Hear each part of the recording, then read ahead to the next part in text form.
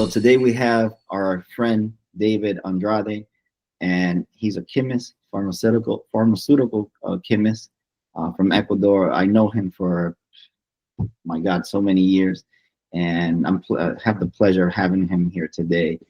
We hope that you like what we speak, and also don't forget to subscribe. We have David Andrade, chemist, pharmacist, whom I have known for so many years, a friend, a colleague, and an excellent professional. Thanks for coming, David.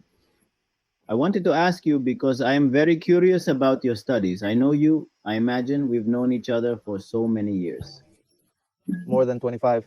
More than 25 years, but I'm curious. What attracted you to chemistry? Why did you choose that career? Well, look, let's see. Let's say the guilt or the benefit that I like. Chemistry arose in school. I believe that being a person who had it, I suffer from hyperactivity. I mean, I think the only thing that controlled me was thinking about math problems and things like that. When we reached the fourth year, when I chose the specialty of biological chemistry, chemistry seemed to concentrate on learning it. I think it helped me so that I could generate a different concentration and stop hyperactivity a little. So it served me for that. Then within the school classes, I focused my attention on the area of calculations and chemistry.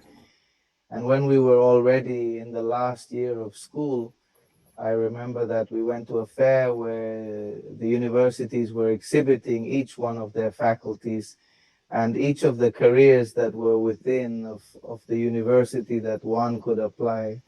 I remember taking some brochures with me, including chemical engineering and chemistry and pharmacy. To be a chemist and pharmacist, the faculty is called chemical sciences. So in addition to taking the brochures and reviewing the academic pensum, the part that was in laboratories attracted me. Apart from that, I visited the university, and when I visited the faculty of chemical engineering, it did not seduce me visually. When I arrived at the chemistry and pharmacy, I saw her and I observed that it was much more entertaining, that I was going to be distracted or that I was going to concentrate on studying in a different way. So I decided to register, and from there, each of the stages was more complicated than the other, just like every race, but always challenging.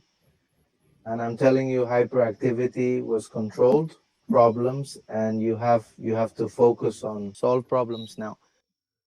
Of course. And I think that, for example, what influence did Professor Gavilanis have?